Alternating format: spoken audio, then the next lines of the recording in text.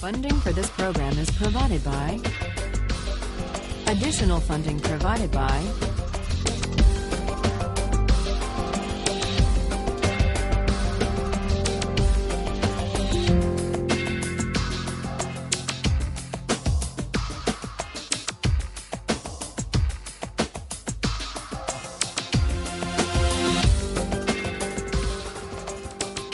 Today we turn to Kant's reply to Aristotle. Kant thinks that Aristotle just made a mistake. It's one thing, Kant says, to support a fair framework of rights within which people can pursue their own conceptions of the good life. It's something else, and something that runs the risk of coercion, to base law or principles of justice on any particular conception of the good life. You remember Aristotle says, in order to investigate the ideal constitution, we have first to figure out the best way to live. Kant would reject that idea. He says that constitutions and laws and rights should not embody or affirm or promote any particular way of life. That's at odds with freedom. For Aristotle, the whole point of law, the purpose of the polis, is to shape character, to cultivate the virtue of citizens, to inculcate civic excellence, to make possible a good way of life. That's what he tells us in the Politics. For Kant, on the other hand, the purpose of law, the point of a constitution, is not to inculcate or to promote virtue. It's to set up a fair framework of rights within which citizens may be free to pursue their own conceptions of the good for themselves. So we see the difference in their theories of justice. We see the difference in their account of law, or the role of a constitution, the point of politics. And underlying these differences are two different accounts of what it means to be a free person. For Aristotle, we're free insofar as we have the capacity to realize our potential. And that leads us to the question of fit. Fit between persons and the roles that are appropriate to them. Figuring out what I'm cut out for. That's what it means to lead a free life, to live up to my potential. Kant rejects that idea and instead substitutes his famously demanding notion of freedom as the capacity to act autonomously. Freedom means acting according to a law I give myself. Freedom as autonomy. Part of the appeal, part of the moral force of the view of Kant and of Rawls consists in the conception of the person as a free and independent self, capable of choosing his or her own ends. The image of the self as free and independent offers, if you think about it, a powerful, liberating vision, because what it says is that as free moral persons, we are not bound by any ties of history or of tradition or of inherited status that we haven't chosen for ourselves. And so we're unbound by any moral ties prior to our choosing them. And that means that we are free and independent sovereign selves. We're the authors of the only obligations that constrain us.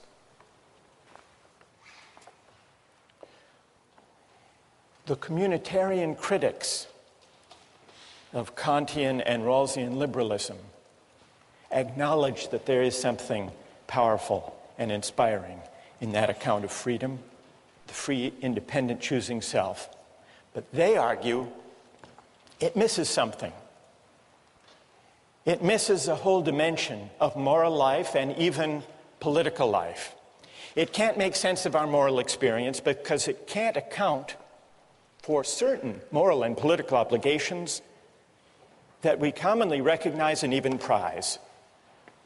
And these include obligations of membership, loyalty, solidarity, and other moral ties that may claim us for reasons that we can't trace to an act of consent. Alasdair MacIntyre gives an account, what he calls a narrative conception of the self. It's a different account of the self. Human beings are essentially storytelling creatures, MacIntyre argues. That means I can only answer the question, what am I to do, if I can answer the prior question, of what story or stories do I find myself a part? That's what he means by the narrative conception of the self. What does this have to do with the idea of community and belonging? MacIntyre says this: once you accept this narrative aspect of moral reflection, you will notice that we can never seek for the good or exercise the virtues only as individuals. We all approach our circumstance as bearers of particular social identities. I am someone's son or daughter, a citizen of this or that city. I belong to this clan, that tribe, this nation. Hence, MacIntyre argues, what is good for me has to be the good for someone who inhabits these roles. I inherit from the past of my family, my city, my tribe, my nation, a variety of debts, inheritances, expectations, and obligations. These constitute the given of my life, my moral starting point. This is, in part, what gives my life its moral particularity. That's the narrative conception of the self. And it's a conception that sees the self as claimed or encumbered, at least to some extent, by the history, the tradition,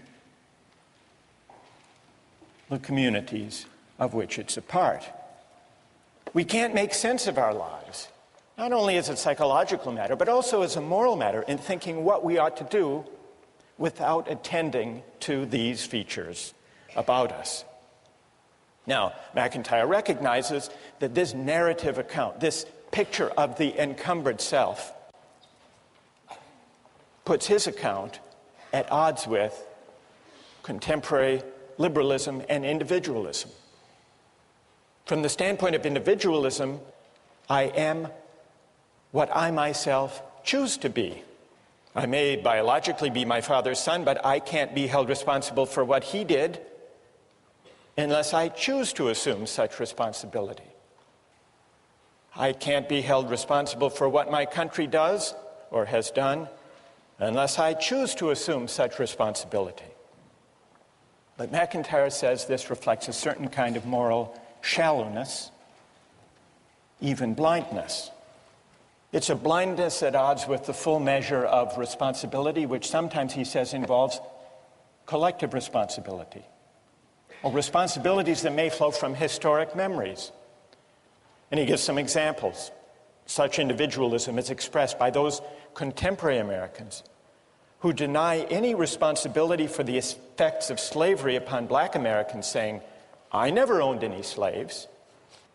Or the young German who believes that having been born after 1945 means that what Nazis did to Jews has no moral relevance to his relationship to his Jewish contemporaries. MacIntyre says all of these attitudes of historical amnesia amount to a kind of moral abdication. Once you see that who we are and what it means to sort out our obligations can't be separated, shouldn't be separated from the life histories that define us. The contrast, he says, with the narrative account is clear. For the story of my life is always embedded in the story of those communities from which I derive my identity. I am born with a past, and to try to cut myself off from that past is to deform my present relationships. So there you have, in MacIntyre, a strong statement of the idea that the self can't be detached, shouldn't be detached from its particular ties of membership, history, story, narrative. Now, I want to get your reactions to the communitarian critique of the individualist or the voluntarist, the unencumbered self. But let's make it concrete so that you can react to more than just the theory of it by looking at the two different accounts of moral and political obligation that arise, depending on which of these conceptions of the person one accepts. On the liberal conception, moral and political obligations arise in one of two ways. There are natural duties that we owe human beings as such, duties of respect for persons qua persons. These obligations are universal. Then, as Rawls points out, there are also voluntary obligations, obligations that we owe to particular others insofar as we have agreed, whether through a promise or a deal or a contract. Now, the issue between the liberal and communitarian accounts of the self, is there another category of obligation or not? The communitarian says there is. There is a third category that might be called obligations of solidarity or loyalty or membership. The communitarian argues that construing all obligations as either natural duties or voluntary obligations fails to capture obligations of membership or solidarity. Loyalties whose moral force consists partly in the fact that living by them is inseparable from understanding ourselves as the particular persons we are. What would be some examples? And then I want to see how you would react to them. Examples of obligations of membership that are particular but don't necessarily flow from consent, but rather from membership, narrative, community, one's situation. The most common examples are ones to do with the family, the relation between parents and children, for example. Suppose there were two children drowning. You could save only one of them. One was your child, the other was a stranger's child. Would you have an obligation to flip a coin? Or would there be something morally obtuse if you didn't rush to save your child? Now you may say, well, parents have agreed to have their children. So take the other case, the case of children's obligation for their parents. Now we don't choose our parents. We don't even choose to have parents. There is that asymmetry. And yet, consider two aging parents, one of them yours, the other a stranger's. Doesn't it make moral sense to think that you have a greater obligation to look after your aged parent than to flip a coin or to help the strangers? Now, is this traceable to consent? Not likely. Or take a couple of political examples. During World War II, French resistance pilots flew bombing raids over occupied France. One day, one of the pilots received his targets and noticed that the village he was being asked to bomb was his home village. He refused, not disputing that it was as necessary as the target he bombed yesterday. He refused on the ground that he couldn't bring himself. It would be a special moral crime for him to bomb his people even in a cause that he supported, the cause of liberating France. Now, do we admire that? If we do, the communitarian argues, it's because we do recognize obligations of solidarity. Take another example. Some years ago, there was a famine in Ethiopia. Hundreds of thousands of people were starving. The Israeli government organized an airlift to rescue Ethiopian Jews. They didn't have the capacity to rescue everyone in Ethiopia. They rescued several hundred Ethiopian Jews. Now, what's your moral assessment? Is that a kind of morally troubling partiality, a kind of prejudice? Or, as the Israeli government thought, is there a special obligation of solidarity that this airlift properly responded to? Well, that takes us to the broader question of patriotism.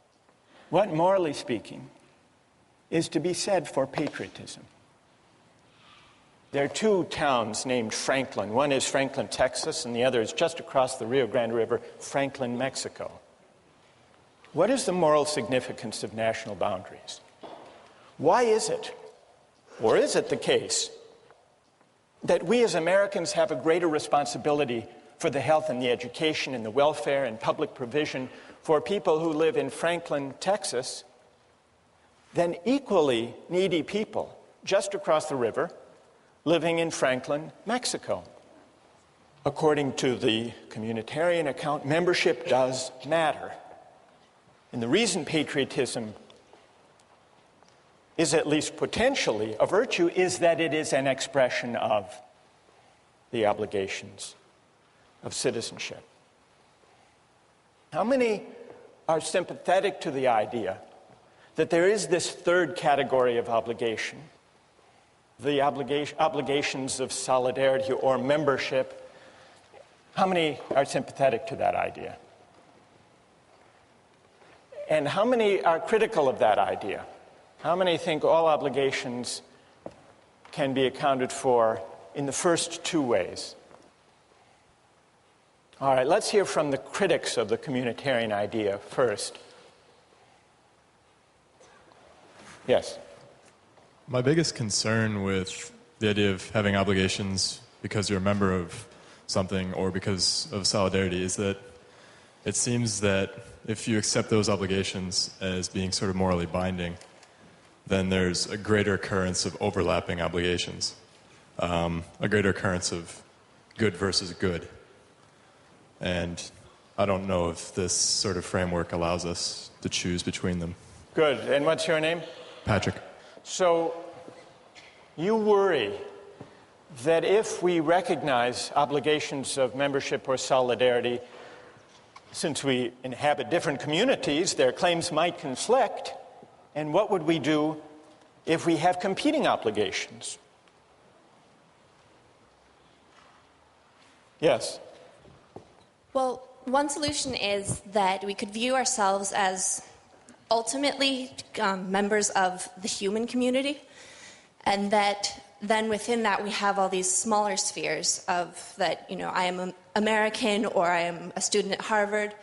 And so the most important community to be obligated to is the community of human beings, and then from there you can sort of evaluate which other ones are most important to you.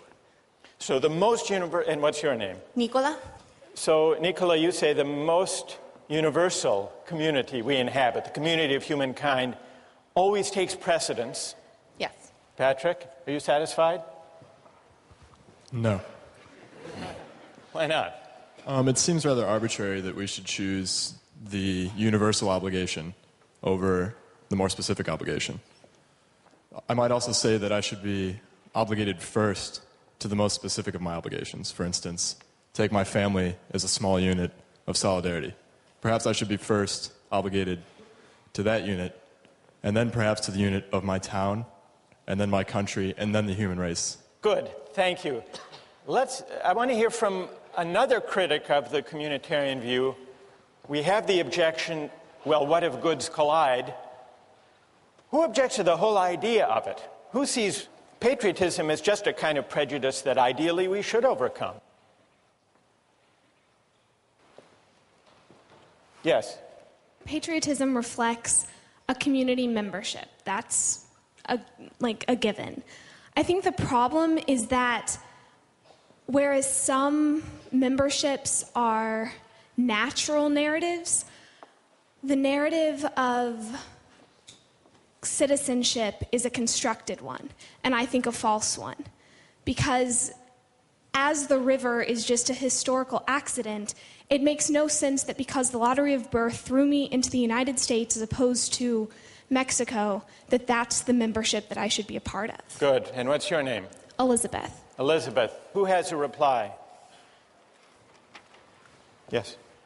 I think in general, we have to ask, where do our moral obligations arise from anyway? And I think basically there'd be two places from which they could arise. One would be kin, and another one would be reciprocity. And the closer you are associated to other people, there's a natural reciprocity there in terms of having interactions with those people. You interact with the neighbors on your street, with the other people in your country through economic arrangements. But I don't know, and you don't know those people in Franklin, Texas, any more than you know the people in Franklin, Mexico, do you? Presumably you're naturally more connected with the people in your own country in terms of interaction and trade than you are with people in other countries. Good. Who else? Well, go ahead. Yeah, I think that a lot of the basis for patriotism can be compared to like school spirit or even house spirit that we see here, where freshmen are sorted into houses and then within a day they have developed some sort of attachment or pride associated with that house. And so I think that we can probably draw a distinction between a moral obligation for communitarian beliefs and sort of just a sentimental, emotional attachment. Good. Wait, stay there. What's your name? Rena. What about, go back to my example about the obligation of the child to the parent. Would you say the same thing there? It's just may or may not be a sentimental tie, but it has no moral weight? Well, I mean, I'm not entirely certain that accident in the initial stage is something that will preclude like moral obligations later. So, you know, just because we were randomly sorted into a house or just because we don't choose who our parents are or what country we're born into doesn't necessarily mean that we won't like develop an obligation based on some type of benefit, I guess, which is sort of shaky. So your obligation to your aged parent that's greater than to aged parents around the world is only because and insofar as you're repaying a benefit that your parent gave you when you were growing up? Yeah, I mean, I would say that if we look at cases of adoption where, you know, you have a biological parent somewhere else that you don't interact with, and then you have a parent, you know, who adopted you, most people would say that if you had to pick between them in the case of, you know, aging parents, that your obligation would lie more with the person who raised you and who had exchanges with you meaningfully. Right. May I ask you one more question about the parent? Sure. Do you think that a person with a bad parent owes them less? I don't know, because I've never had a bad parent.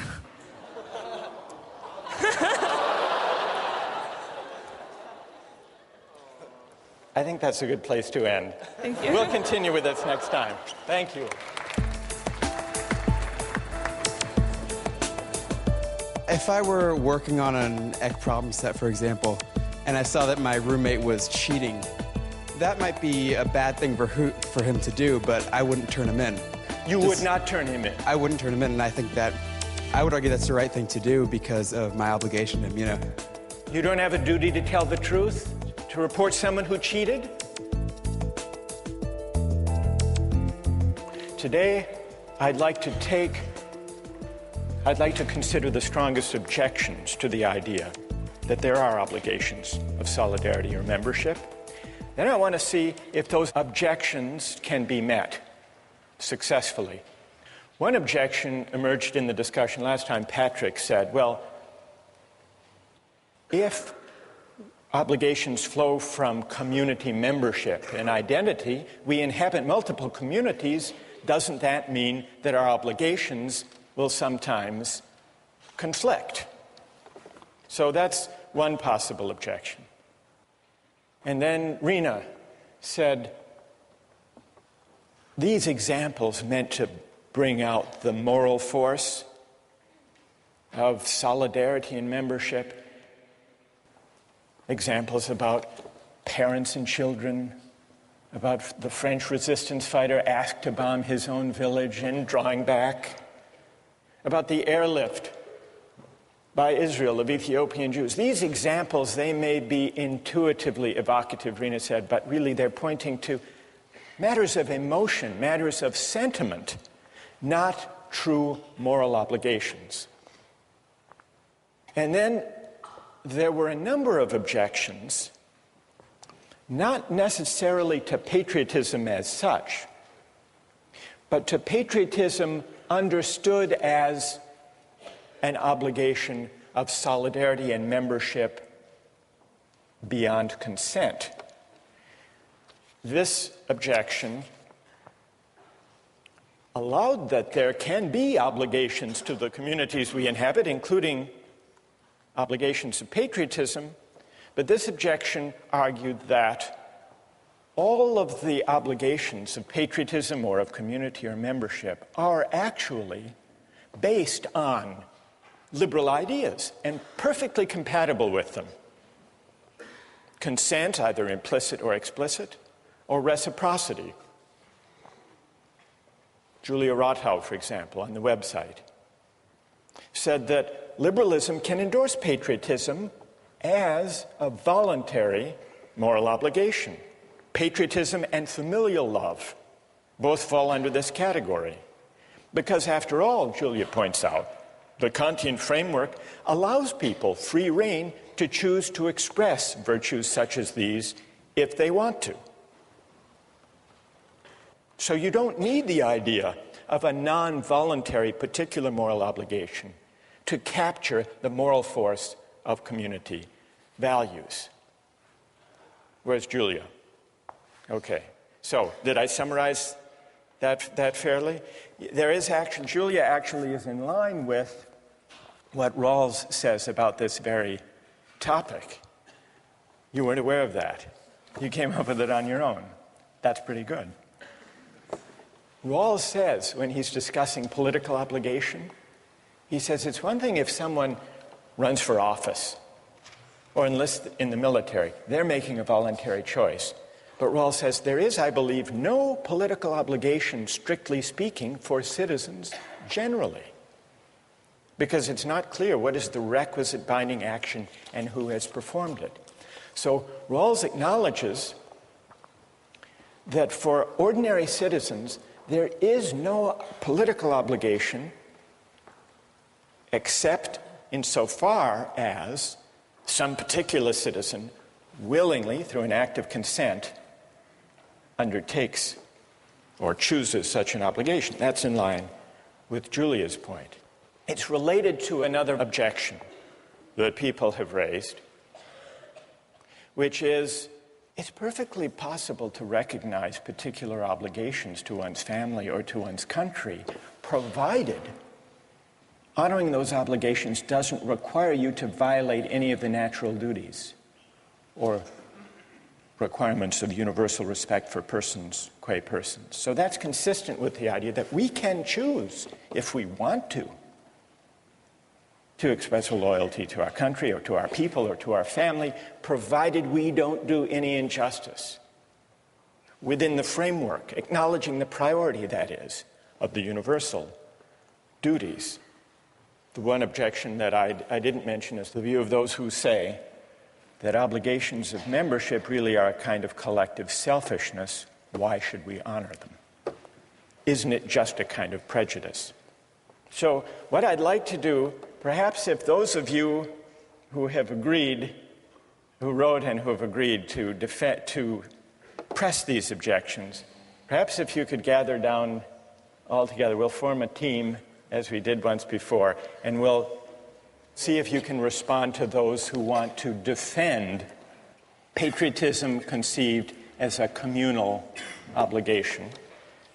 Now, there were a number of people who argued in defense of patriotism as the communitarian view conceives it. So let me go down now and join the critics of communitarianism, if there's a microphone that we could use somewhere. Okay, thanks, Kate. Who, as the critics of patriotism, communal patriotism, gather their forces here? Patrick, if you want to, you can join as well, or Rena. Others who have spoken or addressed this question are free to join in. But I would like to hear now from those of you who defend patriotism and defend it as a moral obligation that can't be translated back into purely consent-based terms, can't be translated into liberal terms. Where's AJ Kumar? AJ, everybody seems to know you. All right, let's hear from AJ. You said, in the same way I feel I owe more to my family than to the general community, I owe more to my country than to humanity in general. Because my country holds a great stake in my identity, it is not prejudice for me to love my country, unless it is prejudice for me to love my parents more than somebody else's. So, AJ, what would you say to this group? Stand up. I think that there's some fundamental moral obligation that comes from a communitarian responsibility to people and groups that form your identity. I mean, even, like, I'll give the example that, there are a lot of things about our government right now that I'm not in favor of, but part of my identity is that America values a free society where we can object to certain things, and I think that's an expression of patriotism as well.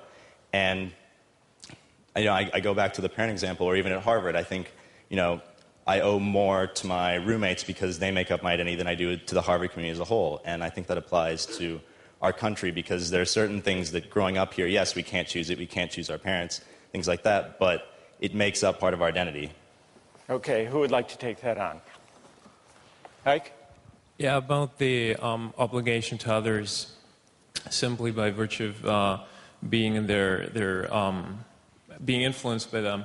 I'm a German citizen, and if I had been born 80 years earlier, then I would have been a citizen of Nazi Germany. And for some reason, I just don't think that I would have to feel obligated towards Germany because I had benefited from actions of Nazis. I mean, I guess my response to that would be you have hundreds of thousands of protesters in the United States right now who hold up signs that say peace is patriotic. And I'm sure there are people in this room who don't agree with that. I personally do. And I would say that they're strongly objecting to basically everything the Bush administration is doing right now, but they still consider themselves loving their country because they're furthering the cause of what they see as best for the country. And I tend to agree with that as a patriotic movement. Well, but how's that then? How do you still favor your country? How's that still patriotic? I mean, isn't that more a sentimental attachment? Where's the obligation there? Yeah, not to bring this back to John Locke, but I'd like to bring this back to John Locke. So, I mean, in his conception of when people join society, there's still some outlet. Like if you're not satisfied with your society, you do have a means of exit. Even though we had a lot of concerns about how you're born in and it's not very feasible, he still provides that option. If we want to say that your obligation to society is a moral one, that means that prior to knowing exactly what that society is going to be like or what your position is going to be in that society, that means that you have a binding obligation to like a completely unknown body that could be, completely foreign to all of your personal beliefs or, what you would hold to be Do you correct. think that kind of communal obligation or patriotism means writing the community a blank moral check? Basically, yeah. Like, I think that we can, I think it's reasonable to say that as you grow and as you develop within that community, that you acquire some type of obligation based on reciprocity. But to say that you have a moral obligation, I think, requires a stronger justification. Good. Who else? Anyone else like to address that? I guess we could say that you could argue that you're morally obliged to society by the fact that there is this reciprocity. I think it's the idea that, we participate in society, we pay our taxes, we vote. This is why we could say that we owe something to society. But beyond that, I don't think there's anything inherent in the fact that we are members of the society itself that we owe it anything. I think insofar as the society gives us something, gives us protection, safety, security, then we owe the society something, but nothing beyond what we give the society. Who wants to take that on? Rahul? I don't think we give the community a blank moral check in that sense. I think we only give it a blank moral check when we abdicate our sense of civic responsibility and when we say that the debate doesn't matter because patriotism is a vice. I think that patriotism is important because it gives us a sense of community, a sense of common civic virtue that we can engage in the issues. Even if you don't agree with the way the government is acting, you can still love your country and hate the way it's acting. And I think because out of that love of country, you can debate with other people and have respect for their views, but still engage in the debate. If you just say that, patriotism is a vice, you drop out of that debate and you cede the ground to people who are more fundamentalist, who have a stronger view, and who may coerce the community. Instead, we should engage the other members of the community on that same moral ground. Well, now what we hear from AJ and Rahul is a very pluralistic, argumentative, critically minded patriotism, whereas what we hear from Ike and the critics of patriotism here is the worry that to take patriotic obligation in a communal way, seriously, involves a kind of loyalty that doesn't let us just pick and choose among the beliefs or actions or practices of our country. What's left of loyalty if all we're talking about,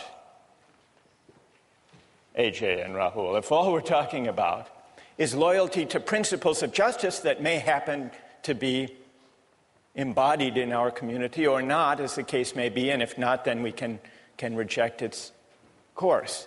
I don't know, I've sort of given a reply. I got carried away. I'm sorry. Who would like? Go ahead, Julia.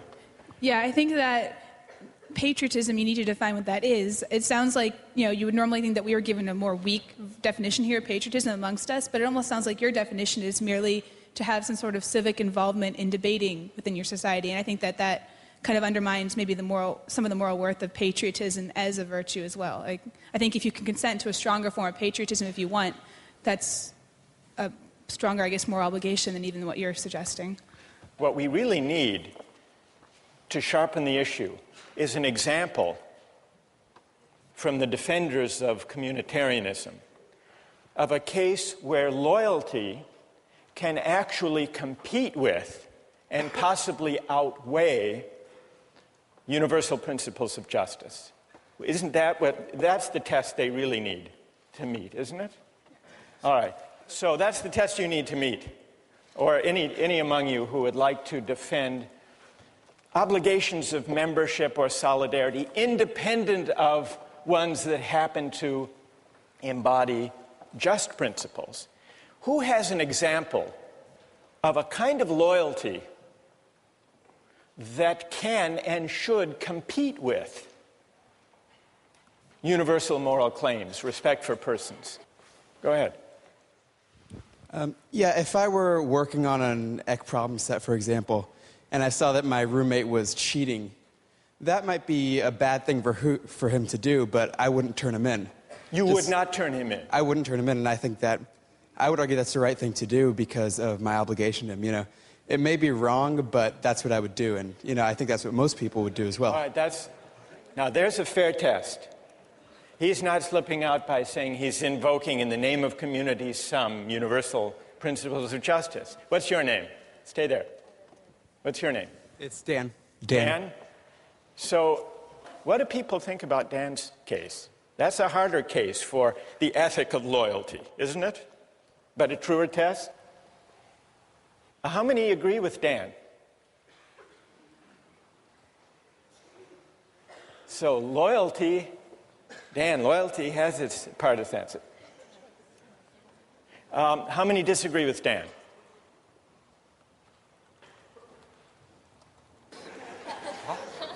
Peggy. Oh, well, I agree with Dan, but I agree that it's a choice that we make, but it's not necessarily right or wrong. I mean, I'm agreeing that I'm going to make the wrong choice because I'm going to choose my roommate, but I also recognize that that choice isn't morally right.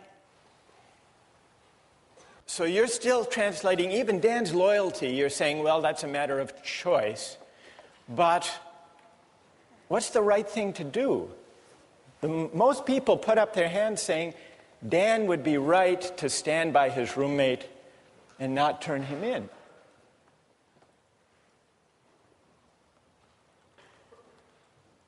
Yes, go ahead.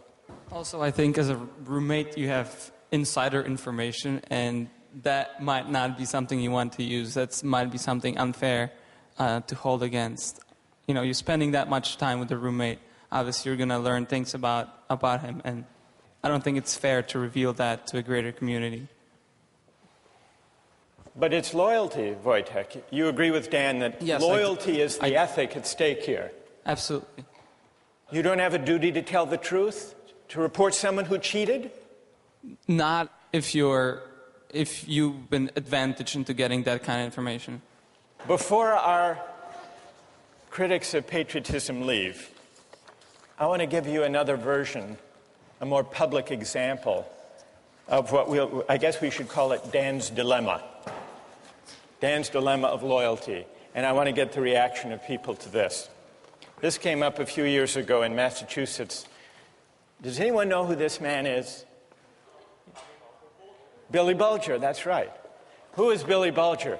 He was president of the Massachusetts State Senate for many years, one of the most powerful politicians in Massachusetts. And then he became president of the University of Massachusetts. Now, Billy Bulger, did you hear the story about him that bears on Dan's dilemma?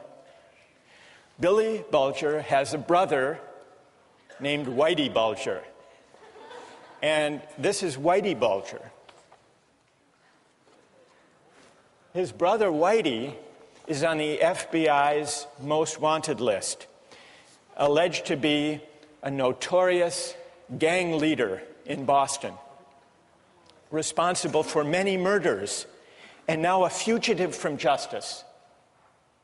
But when the U.S. attorney, they called Billy Bulger, then the president of the University of Massachusetts, before the grand jury, and wanted information on the whereabouts of his brother, this fugitive.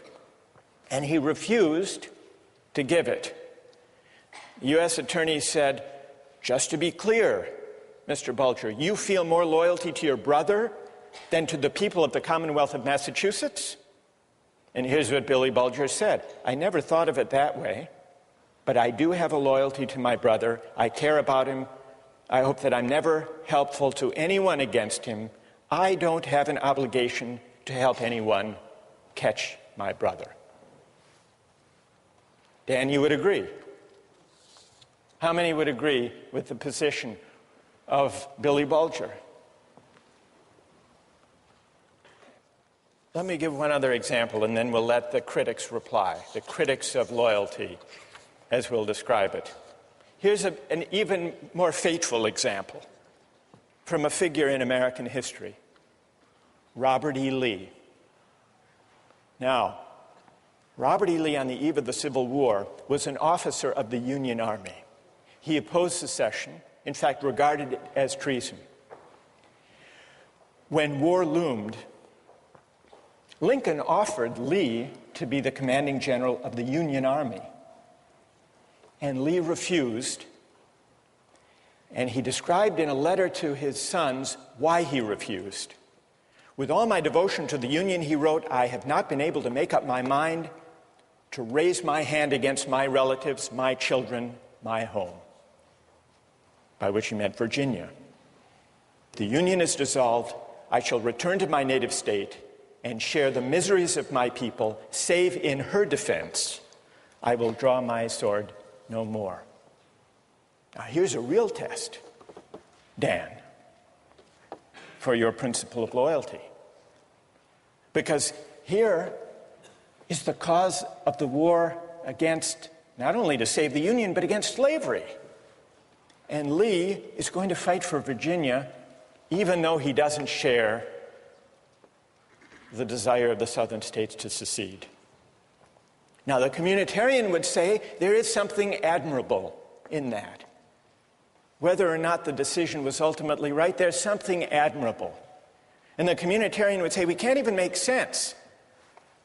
Rena, we can't make sense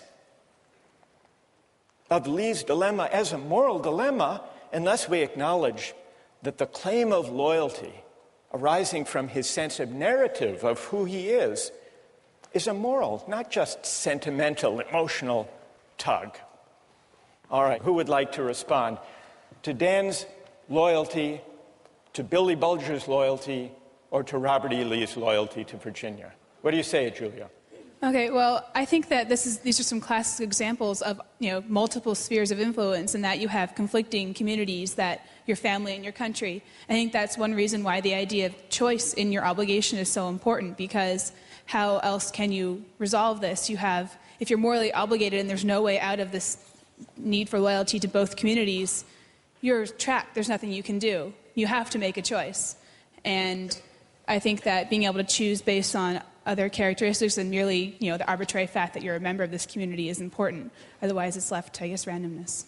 Well, Julia, the issue isn't whether Dan makes a choice, or Billy Bulger or Robert E. Lee. Of course they make a choice. The question is, on what grounds, on what principle should they choose? The communitarian doesn't deny that there's a choice to be made. The question is, which choice, on what grounds, and should loyalty as such weigh? Andre, now you want to. All right, go ahead. What do you say? Well, one of the things we've noticed in the three examples is that the people have all chosen the most immediate community of which they're a part, the more local one. And I think there's something to be said for that. It's not just random. There doesn't seem to be a conflict because they know which one is more important.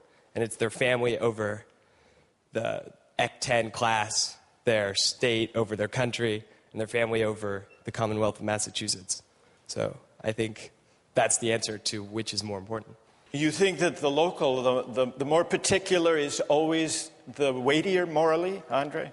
Well, there seems to be a trend in the three cases. I would agree with that, I think. And I think most of us would agree that your family takes precedence over the United States, perhaps. Which is why you go with Dan. Dan, yes. Loyalty to the roommate over Ec-10 and the truth. Yeah, exactly. I would, because, truth-telling, not the truth of Ec-10. Yes. All right, so we understand. Yes. But on the same example, in terms of family, you had cases in the Civil War where brother was pitted against brother on both sides of the war, where they chose country instead of family. So I think the exact same war shows that different people have different means of making these choices, and that there is no one set of values or one set of morality that communitarians can stick to. And personally, I think that's the biggest problem with communitarians, that we don't have one set of standard moral obligations. And tell me your name. Samantha. So Samantha, you agree with Patrick's point the other day, that there may be, if we allow obligations to be defined by community identification or membership, they may conflict, they may overlap, they may compete, and there is no clear principle. Andre says there's a clear principle, the most particular. The other day, Nicola, who is sitting over here, where's Nicola, said the most universal.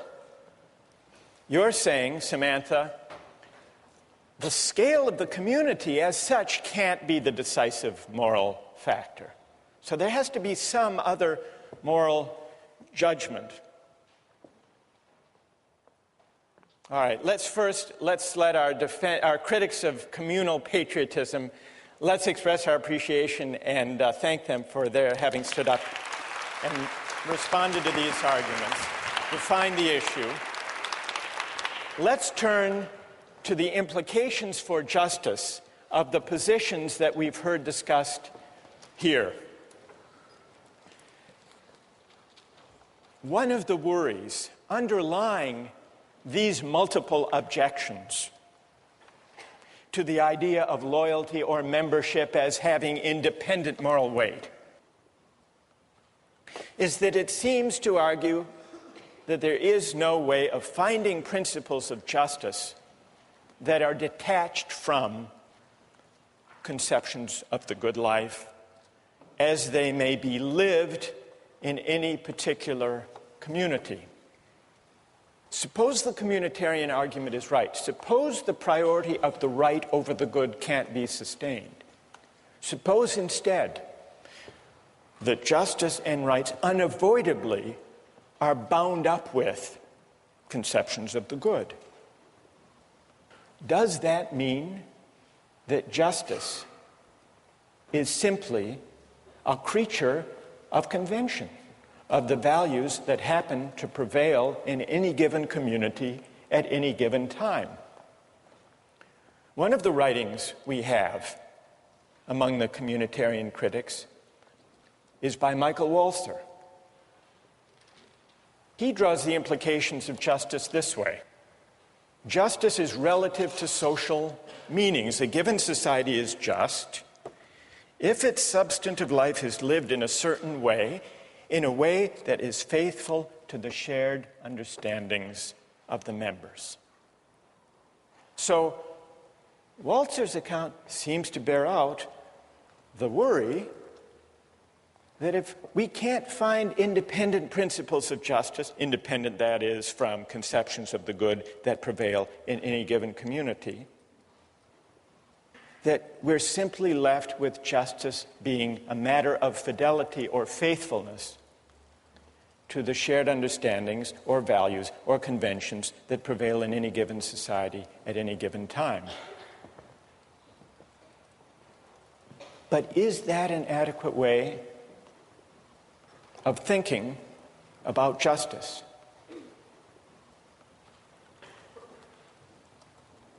Well, let's take a look at a short clip from the documentary Eyes on the Prize. It goes back in the 1950s in the South.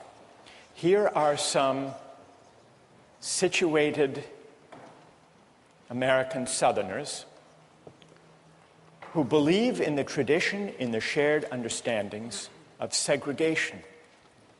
Listen to the arguments they make about loyalty and tradition, and see if they don't make you uneasy about tying arguments about justice to the shared understandings or traditions that prevail in any given society at the moment. Let's run the clip.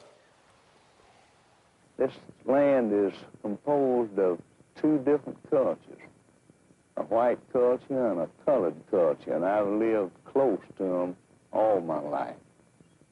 But I'm told now that we've mistreated them and that we must change, and these changes are coming faster than I expected, and I'm required to make decisions on a basis of a new way of thinking, and it's difficult. It's difficult for me, it's difficult for all Southerners.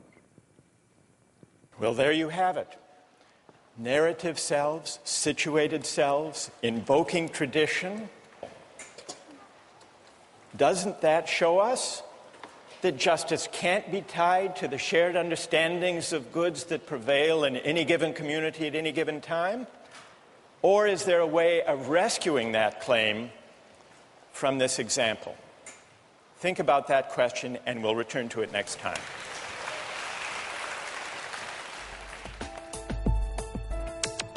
Don't miss the chance to interact online with other viewers of Justice.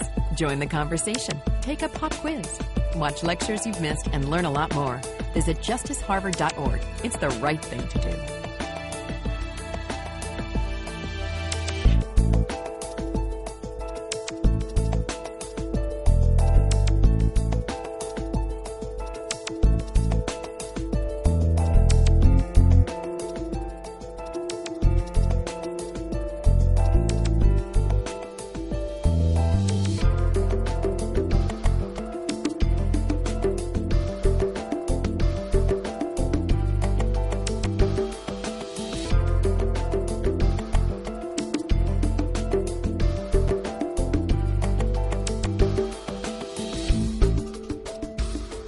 Funding for this program is provided by...